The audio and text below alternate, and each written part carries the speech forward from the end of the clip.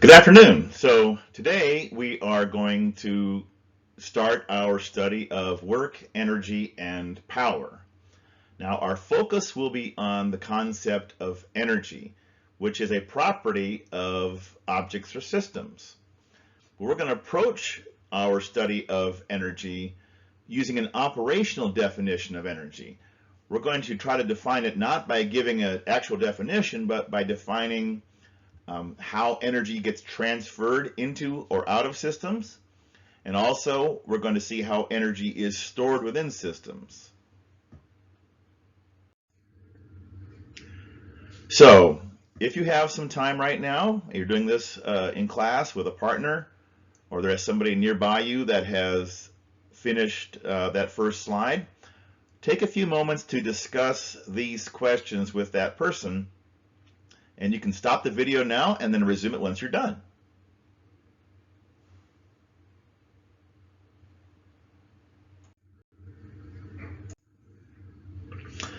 Okay, so as promised, we are going to look at the ways that energy can be transferred into a system. The one that we're going to study in this class is actually work. There is another way called heat, which we deal with in Physics 2. Also in chemistry classes. But in here we're going to restrict our transfer of energy for the most part by looking at work being done on an object or system. So imagine that we have a force F and it is being applied to an object that is displaced a distance delta x. And for simplicity, for right now, we're going to treat the force F as being constant. What actually matters, by the way, is the displacement of the point of application of the force. In this case, then, the work done by that force on the object is going to be given to us by work is equal to the magnitude of the force times the cosine of the angle between the force and the displacement times the displacement. This has the effect of only counting the component of the force that is in the direction of the displacement. Since the cosine of 90 degrees is 0, if no component of the force goes in the direction of the displacement, that is to say the angle is 90 degrees, then no work is done. Take a look at these examples and see if you can decide whether work is being done in each case.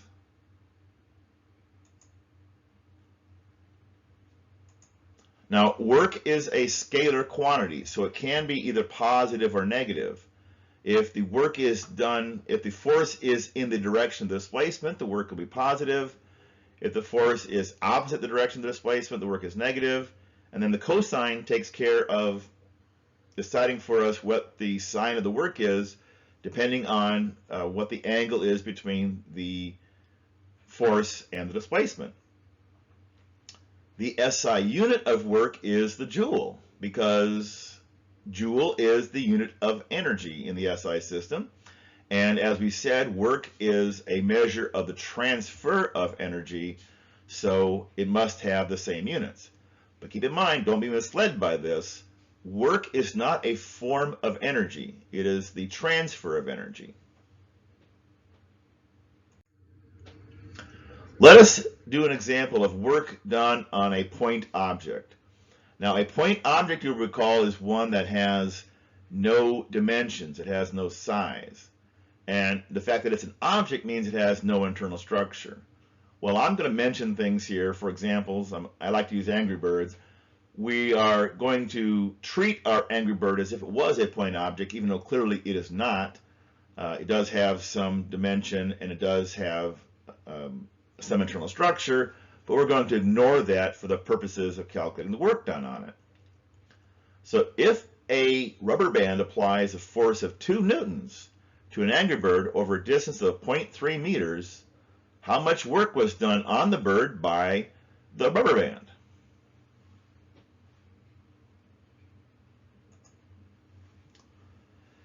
Now let's say an angry bird is dragged 1 meter across a frictionless table. The applied force was 2 newtons. How much work does the applied force do?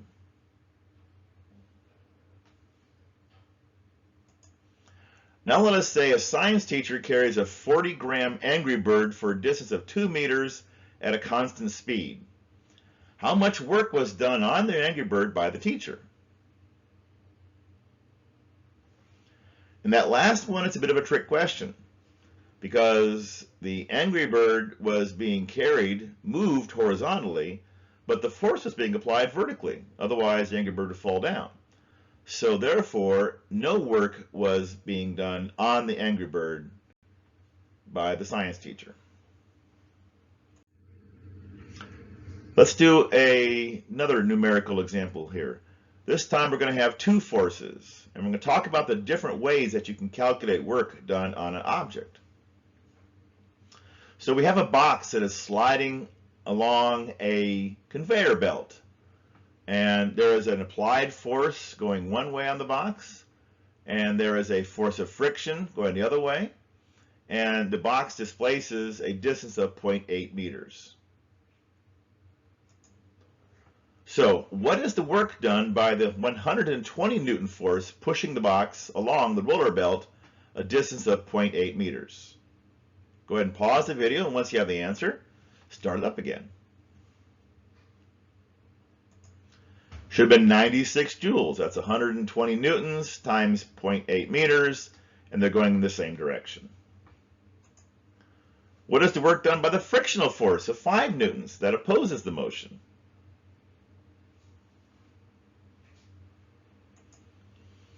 Well, 5 newtons times 0.8 meters is a negative 4 joules.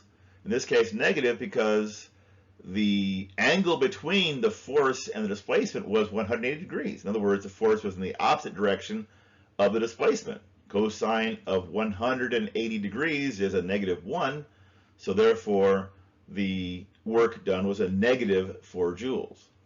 So what was the total work done on this box over this displacement?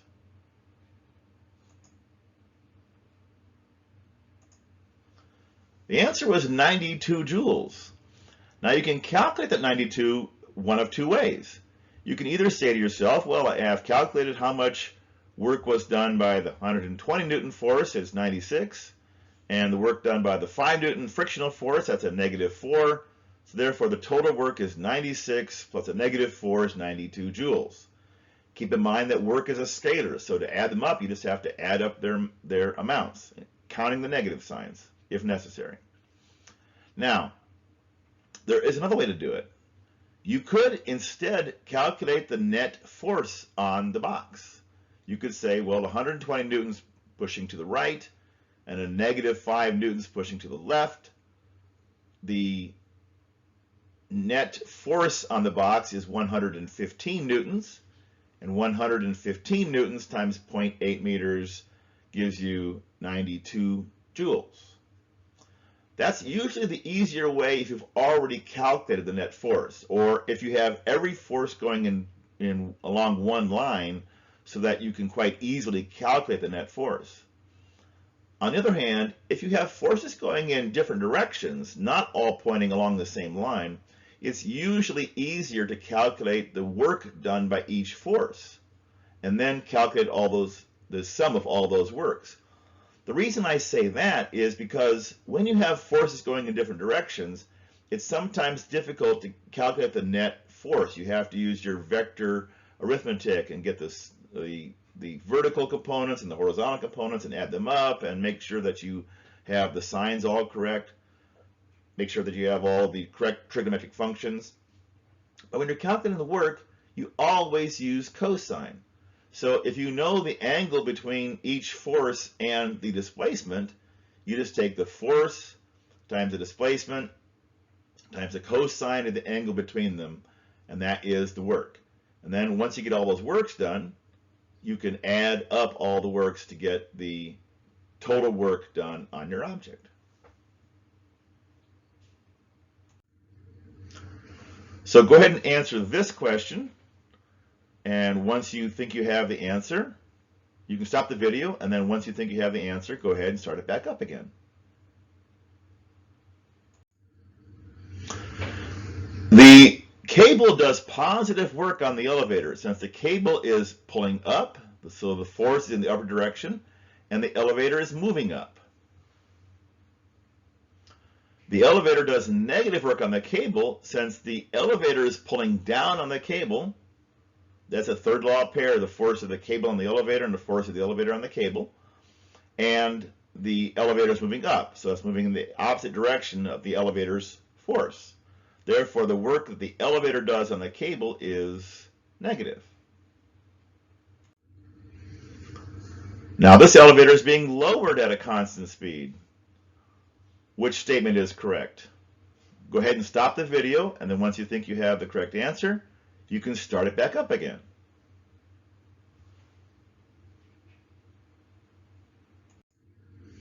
The cable does negative work on the elevator. The cable is pulling up, but the elevator this time is moving down, so they are going in opposite directions. And similarly, the elevator does positive work on the cable in this example. Now we're going to talk about the graphical interpretation of work. So imagine you have a force Fx being applied to an object which is undergoing a displacement delta x. And I've graphed here Fx versus delta x. We specify Fx because we don't want to worry about the cosine of the angle. This is a force which we're just going to consider the force that is going in the direction of the displacement. So either all the force is going in the direction of the displacement, or we're only counting that one component that does. Now, what is the work that is done? Well, we would take the amount of the force, which is a constant in this case, Fx, and multiply it by delta x. But as you can see from this graph, that is simply the area underneath the force graph.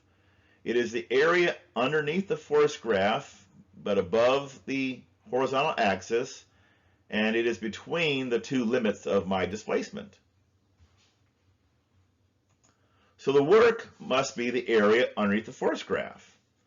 And that is that's generally true. It doesn't depend on the shape of the force graph. It doesn't have to be a constant.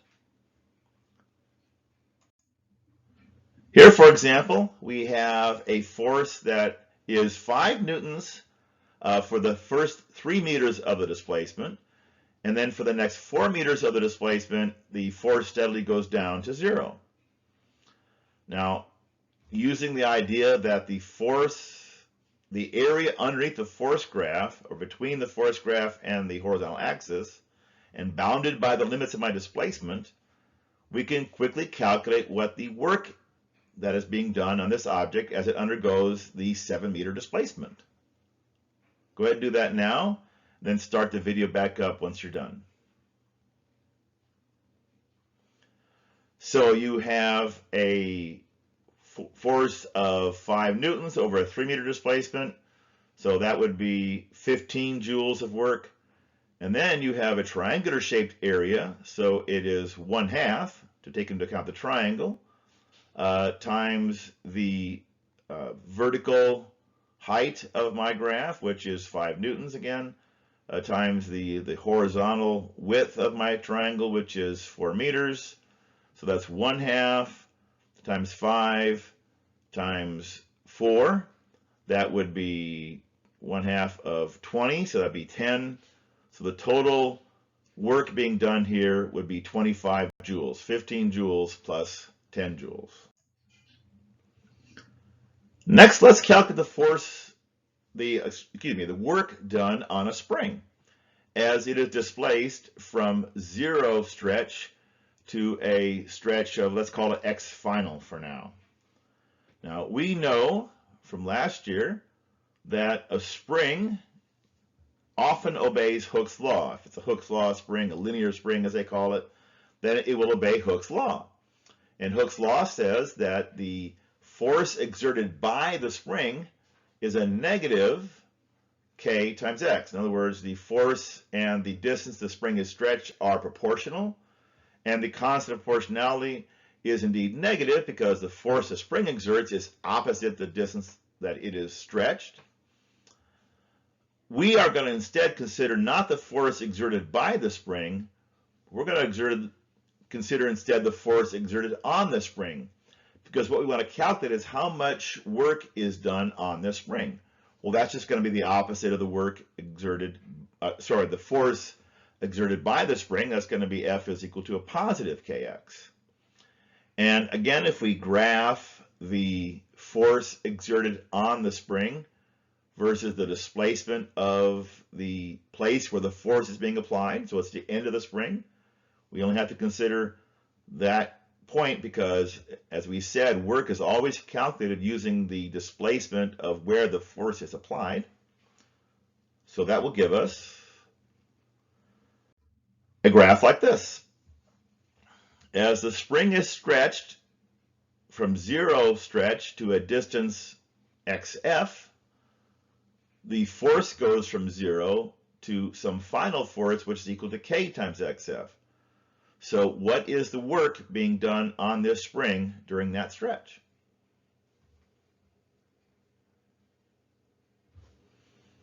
You should have got that it is 1/2 times the height of my triangle, which is k times xf, times the base of my triangle, which is xf. The half comes from the fact that it is a triangle. So the work is equal to 1/2 k xf squared. Now, you might wonder, well, what if the work isn't a nice constant like that or something that decreases in a uniform way? Well, those of you who have taken calculus already are no doubt internally perhaps shouting that you know the answer to that question. But for the benefit of those who are just now in calculus, we're going to take a look back at how one calculates a displacement. Because we know that displacements can be calculated using an area idea like this. And so we'll look back at that and we'll see how this relates to using the